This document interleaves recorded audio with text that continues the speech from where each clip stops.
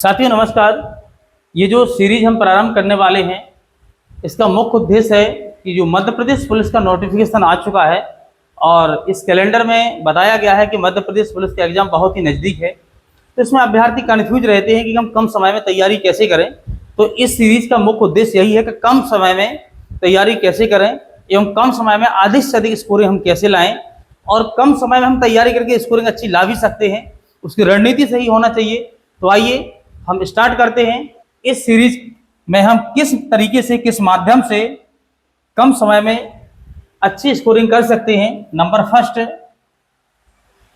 जो selected topic हैं, जो चयनित टॉपिक हैं, जो बार बार एमपी पुलिस के एग्जाम्स में आते हैं, उन टॉपिक्स के बारे में हम डिस्कस करेंगे। नंबर दूसरा, जो प्रीवियस ईयर के पेपर हैं, उन प्रीवियस ईयर के पेपर में जो मैथ के क्वेश्चन, रीजनिंग के क्वेश्चन पूछे गए हैं, जीएस के, साइंस के, उन पर भी डिस्कस करेंगे हम। अगली बात, फिर इसी आधार पर एवं मैं अपने निजी अनुभव के आधार पर आपको बताऊंगा कि आने वाले उसमें एग्जाम्स में कौन कौन से क्वेश्चन आ सकते हैं। इन सारी चीज़ों को ध्यान में रखते हुए जो अगला 2026 की जो भर्ती है उसके बारे में डिस्कस किया जाएगा। आपको अच्छा से अच्छा कंटेंट दिया जाएगा। आप हमारे साथ बने रहें। ये पार्ट नंबर फर्स्ट है। आगे भी इसी प्रकार से कम समय में छोटे छोटे वीडियो को हम पार्ट में बांटते हुए इस सीरीज को आगे बढ़ाएंगे। और मेरा जो अनुभव रहा है, मैं मध्य प्रदेश पुलिस में कई बार मैं सिलेक्टेड हो चुका हूं और कई बार मैं एग्जाम्स निकाले हुए हूं। उसी आधार पर, मैं अनुभव के आधार पर मैं आपको अपना एक्सपीरियंस शेयर करूंगा। आइए बात करते हैं हम। सबसे पहले तो देखिए, ये जो सामने प्रश्न दिखाई दे रहा है आपको, ये मध्य प्रदेश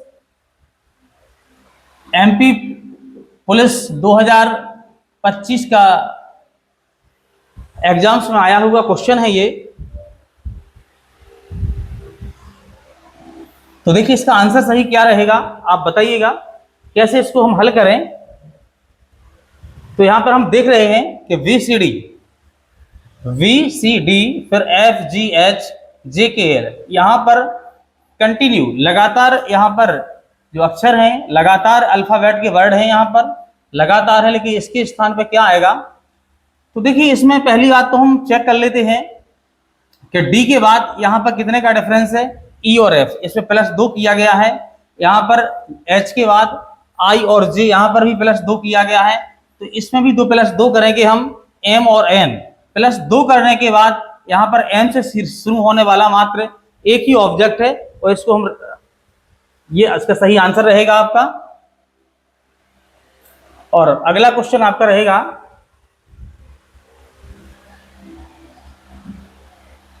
जी अगला क्वेश्चन आपकी स्क्रीन पर है, क्वेश्चन नंबर सेकंड। देखिए, इसमें सारे क्वेश्चन हैं। अभी मैथमेटिक्स के मैं क्वेश्चन मुख्य रूप से लाऊंगा, इसमें रीजनिंग के भी लाऊंगा इस सीरीज में, जो परीक्षा में पूछे गए हैं। देखिए, साइंस से भी कैसे क्वेश्चन पूछे जाते हैं। तो यहां पर देखिएगा, ये क्वेश्चन है, सामान्यतः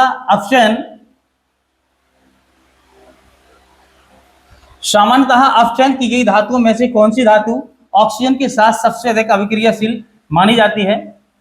तो आप जल्दी से इसका आंसर दीजिए और मैं जानता हूं आपका आंसर आ ही गया होगा। समय को ध्यान में रखते हुए इसका सही आंसर आपका सोडियम रहेगा। अब सोडियम ये तो पूछ लिया गया है कि ऑक्सीजन के साथ सबसे ज्यादा ये अभिक्रियाशील मानी जाती है। और आपसे ये भी पूछा जा सकता है कि बताइए कि ऐसी कौन सी धातु है जिसको हम मिट्टी के तेल में डुबा करके रखते हैं। तो मिट्टी के तेल में डुबाकर रखने वाली धातु वो कौन सी है आपकी, सोडियम है। देखिए, यदि हम सोडियम को मिट्टी के तेल में डुबाकर नहीं रखते हैं तो ये ऑक्सीजन से क्रिया करके और तत्काल आग पकड़ लेता है, इसलिए हम उसको मिट्टी के तेल में डुबा करके रखते हैं, ऑक्सीजन से संपर्क का ना हो पाए। इसलिए आगे भी ये ध्यान रखिएगा, आगे भी प्रश्न पूछा जा सकता है। यहाँ पर तांबा है, आप जानते हैं ये विद्युत का अच्छा चालक है।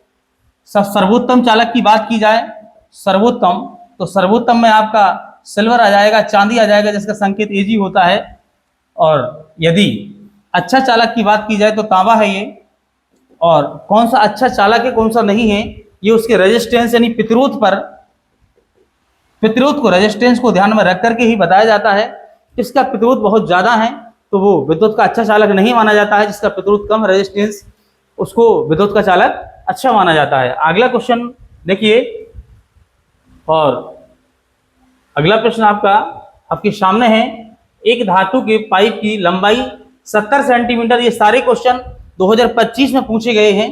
2025 के एग्जाम से पूछे गए, एमपी पुलिस के एग्जाम से पूछे गए प्रश्न है। आपको उनको देख करके अंदाजा लगाना है कि कहाँ से कैसे प्रश्न आ रहे हैं। मैं बीच बीच में कुछ ऐसे क्वेश्चन भी इसमें इंक्लूड करूंगा जो आपके आगे आने की संभावना है। पहले आप पिछले प्रश्नों को देख लीजिए, उनके आधार पर आकलन कर लीजिए कैसे आते हैं। इसके बाद में संभावित जो प्रश्न है आने वाले एग्जाम में रहेंगे, मैं उनको आपको प्रतिदिन प्रैक्टिस कराऊंगा। बने रहिए हमारे साथ। और एक धातु के पाइप की लंबाई 70 सेंटीमीटर है और बाहरी त्रिज्या 4 सेंटीमीटर है तथा आंतरिक त्रिज्या 3 सेंटीमीटर है। तो हमें बताना है कि पाइप में प्रयुक्त धातु का आयतन कितना है। तो देखिए, ये बेलन जो होते हैं वो दो प्रकार के होते हैं। एक खोखला बेलन होता है और एक ठोस बेलन होता है। तो खोखले बेलन की यदि हम बात करते हैं तो खोखले बेलन में हॉलो जो सिलेंडर होता है, जिसको हॉलो सिलेंडर बोलते हैं, इसमें दो त्रिज्याएं होती हैं। एक तो होती है आपकी बाहरी त्रिज्या और एक होती है आंतरिक त्रिज्या। तो देखिए, आंतरिक त्रिज्या इसमें 3 सेंटीमीटर है और बाहरी त्रिज्या की बात की जाए वो 4 सेंटीमीटर है। और इसकी ऊंचाई है जो बेलन की, वो h बराबर कितनी है, 70 है। तो इसको बाहरी त्रिज्या को r बराबर 4 बोल देंगे हम, और छोटी त्रिज्या को स्मॉल r बराबर 3 सेंटीमीटर बोल देंगे हम। इसी के आधार पर हम खोखले बेलन का सूत्र लगाते हैं। तो खोखले बेलन के आयतन का सूत्र जो होता है, आयतन बराबर पाई h कोष्टक capital R square minus small r square होता है। तो पाई का मान यहाँ पे 22/7 रखते हैं। h का मान आपको 70 दिया ही गया है, ये दिया गया है 70 सेंटीमीटर। कोष्टक बड़े r का मान 4 है और छोटे r का मान स्मॉल r त्रिज्या की जो है 3 है। और इसको हल करेंगे हम तो 22/7 मल्टीप्लाई 70 है, 4 चौके हो जाएगा। देखिए, वैसे आप चाहें तो यहाँ पे इसको काट भी सकते हैं, 7 से काट देंगे, 7 एकम 7, यहाँ पे कितना आ जाएगा आपका 10। तो 22 गुणे 10 हो जाएगा, 4 चौकों, यहाँ पर 16 रहेगा, यहाँ पर 3 तिरका 9 रहेगा और 22 गुणे 10 और यहाँ पे 16 में से 9 चले जाएंगे तो कितने बचेंगे आपके, 7 बचेंगे। और उसको गुणा करेंगे हम तो यहाँ पर 220 आ जाएंगे और 7 का से मल्टीप्लाई करेंगे तो 0 का 0, 7 दूनी 14 की 4 हाथ से लगे, 7 दूनी 14, 1 15 हो जाए। इसका सही आंसर क्या रहेगा, 1540 घन सेंटीमीटर रहेगा। कभी भी जो आयतन होता है वो घन सेंटीमीटर में आता है। आगे देखिएगा, अगला प्रश्न ये रहा आपका, फोटो का निचला भाग पर्याप्त स्पष्ट, अगला। तो देखिए, अगला क्वेश्चन आपके सामने है, ये जीके का क्वेश्चन है और ये बड़ा ही महत्वपूर्ण प्रश्न है। इसको मध्य प्रदेश पीएससी ने, एमपी पीएससी ने पूछा था और ये बहुत विवादित प्रश्न रहा था। इसमें कुछ लोगों ने निमाड़ लगाया था। ऐसा पूछा गया था कि एक सेकंड, इसको पूरा प्रश्न नहीं दिखाई दे रहा आपको, सॉरी, मैं देखता, हाँ ये है पूरा प्रश्न, ये दिखाई दे रहा है। इसमें प्रश्न एमपीपीएससी ने पूछा, जब तक आप सोचिएगा। एमपीपीएससी ने प्रश्न पूछा था कि कलगी तुर्रा या कलंगी तुर्रा, जो भी है, कलंगी तुर्रा या कलगी तुर्रा, मिस टाइपिंग हो सकती है, ये किस क्षेत्र का प्रसिद्ध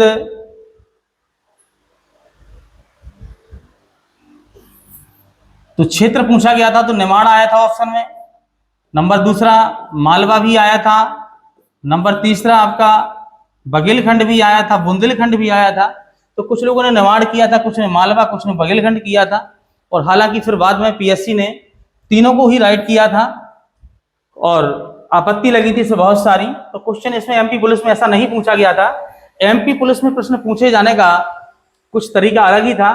कलगी तुर्रा गीतों में निम्नलिखित में से किस स्रोत की सामग्री शामिल हो सकती है। तो केवल आदिवासी अनुष्ठान। तो आप अगली बार ध्यान रखिएगा, मैंने जो बताया है कि अभी इस प्रकार से पूछा गया है, अगली बार पूछा जा सकता है कि निमाड़ का है, बघेलखंड का है, बुंदेलखंड का है, मालवा का है। तो आप विशेष पे यदि उपर्युक्त सभी आए तो उपर्युक्त सभी लगाना आप। तो इसका सही आंसर जो है आपका ये इसका महाभारत पुराण और समसामयिक घटनाएं, इसका सही आंसर ये रहेगा। और अगला प्रश्न आपके सामने है, वो ऐसे भी देखिए प्रश्न, कुछ ऐसे ही प्रश्न आते हैं जिनका आपको घर से तैयारी करके याद नहीं करना है, अपने आप वहीं पर आप अपने लॉजिक के आधार पर उनका आंसर दे सकते हैं। उच्च भावनात्मक बुद्धि वाला व्यक्ति संघर्ष के दौरान क्या करता है? तो बताइए आप। सुनता है और समाधान की कोशिश करता है, या मुद्दे से बचता है, या चिल्ला कर जवाब देता है, या टीम को छोड़ देता है? जब कोई किसी के सामने कोई संघर्ष करने की समस्या आती है तो वो व्यक्ति क्या करता है, आपको बताना है। तो आप इसमें चुनिएगा क्या करता है। तो आप ही जान सकते हैं, जो समझदार उच्च बुद्धिमत्ता वाला व्यक्ति होगा वो सुनेगा और समाधान का प्रयास करेगा, ना कि उससे मुद्दे से बचेगा, ना भागेगा, ना चिल्ला कर जवाब देगा, ना टीम को छोड़ देगा। उस समस्या को सुनेगा और सुन करके उसको उसका समाधान करने का प्रयास करेगा। तो जिसने भी इसका आंसर ए दिया है, बहुत ही अच्छा आंसर रहा इसका, राइट आंसर। अगला प्रश्न देखिए आप, ये बहुत अच्छा प्रश्न था, बड़ा सिंपल प्रश्न था मैथ में। ये 2025 में पूछा गया प्रश्न है, एमपी 2025 में पूछा गया एमपी पुलिस में प्रश्न है कि 15 पेन की कीमत 10 पेंसिल की कीमत बराबर है, प्रत्येक पेंसिल 12 रुपए की है, तो प्रत्येक पेन की कीमत क्या होगी? तो इसको हल कीजिए। मैं आशा करता हूं आपने इसको हल कर ही लिया होगा जी। तो देखिए, एक पेंसिल आ रहा है 12 रुपया का, और पेंसिल टोटल कितने हैं? 10 हैं। तो 10 पेंसिल कितने के हुए? 12 दम की 120, तो 120 रुपए के हुए 10 पेंसिल। कितने? 10 पेंसिल 120 रुपए के हुए। और जितना भी देखिए आप, 15 पेनों की कीमत है जो, तो 10 पेंसिलों की कीमत के बराबर है। तो 15 पेन जितने के हैं उतने के ही 10 पेन हैं। तो 10 पेन 120 रुपए के हैं, तो 15 पेन भी 120 के हैं। तो एक पेन की कीमत चाहिए हमें, तो 120 में हम क्या करेंगे? 15 का भाग लगा देंगे, तो 15 अट्ठे 120 यानी 8 रुपये इसका सही आंसर हो जाएगा, जिसका भी डी आंसर है राइट है। बहुत ही बढ़िया आंसर। अगला प्रश्न है, देखिए इस प्रकार से ही प्रश्न पूछे गए कि एमपीपीएससी से प्रश्न ले लिया था एमपी पुलिस में कि 2025 में एमपीपीएससी साक्षात्कार चरण में चयनित एससी उम्मीदवारों को कितनी प्रोत्साहन राशि दी जाती है? यानी कि मध्य प्रदेश जो संघ लोक सेवा आयोग है एमपीपीएससी, जो अभ्यर्थी मध्य प्रदेश यानी एमपीपीएससी का फॉर्म भरते हैं, तो उनको जब प्री निकल जाता है तो कितना पैसा मिलता है, मेंस निकल जाता है तो कितना मिलता है, और जब इंटरव्यू क्रॉस कर लेते हैं तो इंटरव्यू के बाद कितना पैसा मिलता है। तो साक्षात्कार यानी इंटरव्यू के बारे में बताया गया है कि इंटरव्यू में पहुंचने वाले और क्रॉस करने वाले अभ्यर्थी को कितना पैसा मिलता है। तो देखिए इसका सही आंसर 25,000 रुपये है, 25,000 की राशि मिलेगी। अब आप कमेंट में मुझे बताइएगा कि प्री क्रॉस करने पर कितने पैसे मिलते हैं और मेंस के बाद कितने मिलते हैं इंटरव्यू, तो मैं बता ही चुका हूं कि 25,000 रुपये है। अगला प्रश्न है, ये बिग साइंस से क्वेश्चन था कि थायरॉक्सिन हार्मोन किसे नियंत्रित करता है? एड्रिनल, कार्बोहाइड्रेट, प्रोटीन और वसा को, का चयापचय, या वृद्धि हार्मोन, या रक्त शर्करा को? ये बहुत ही अच्छा प्रश्न है, और इससे कौन कौन से प्रश्न पूछे जा सकते हैं उनकी भी मैं अभी चर्चा करूंगा। आप इसका आंसर बताइए पहले। हाँ, तो देखिए इसका सही आंसर आपका कार्बोहाइड्रेट है। और देखिए इससे और क्या प्रश्न पूछे जा सकते हैं, तो जो हमारा गला होता है, गले में एक ग्रंथि होती है जिसको हम आउटू कहते हैं, हिंदी में आउटू बोलते हैं, और इसको इंग्लिश में थायराइड ग्रंथि बोलते हैं, और हिंदी में इसको आउटू बोलते हैं। तो थायराइड ग्रंथि से ही हमें थायरॉक्सिन हार्मोन प्राप्त होता है,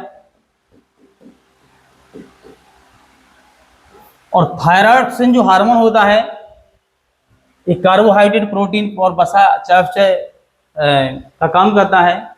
ऐसे और भी प्रश्न पूछा जा सकता है कि स्वभाव ग्रंथि किसे कहा जाता है? जी, तो स्वभाव ग्रंथि किसको कहा जाता है? थायराइड ग्रंथि को कहा जाता है, क्योंकि यदि थायरॉक्सिन की मात्रा कम हो जाती है, यदि थायरॉक्सिन की मात्रा कम हो जाए तो कम होने पर हमारी थायराइड ग्रंथि फूल करके अधिक से अधिक थायरॉक्सिन बनाने का प्रयास करती है, जिससे थायराइड ग्रंथि फूल जाती है और गला बहुत फूला हुआ दिखाई देने लगता है, जिसको हम घेंगा रोग बोलते हैं, जिसको हम गॉइटर बोलते हैं। और यदि हार्मोन ज़्यादा मात्रा में निकलने लगे, यदि थायरोक्सिन की ज़्यादा मात्रा हो जाए और ज़्यादा मात्रा में निकलने लगे, तो व्यक्ति का स्वभाव जो है चिड़चिड़ा हो जाता है, चिड़चिड़ा हो जाता है, स्वभाव चिड़चिड़ा हो जाता है, थोड़ी सी बात में गुस्सा करने लगता है व्यक्ति। इसलिए इसको हम स्वभाव ग्रंथि भी कहते हैं। और ये अगला प्रश्न है आपका, पीएम गति शक्ति राष्ट्रीय मास्टर प्लान का मुख्य उद्देश्य क्या है? ऐसा ही प्रश्न आया था एक, तो इसका सही आंसर रहेगा एकीकृत लॉजिस्टिक और अवसंरचना विकास।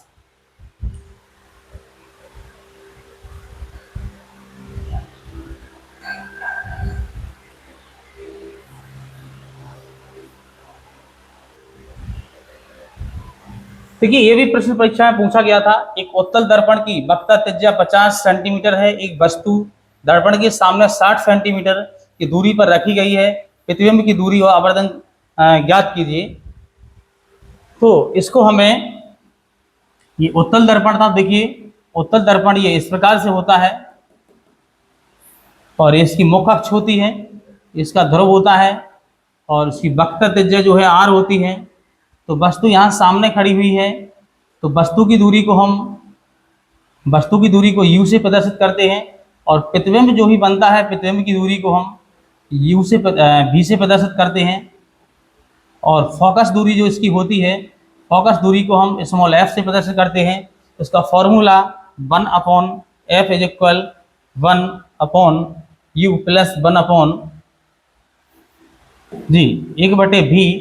प्लस 1/u हो जाता है।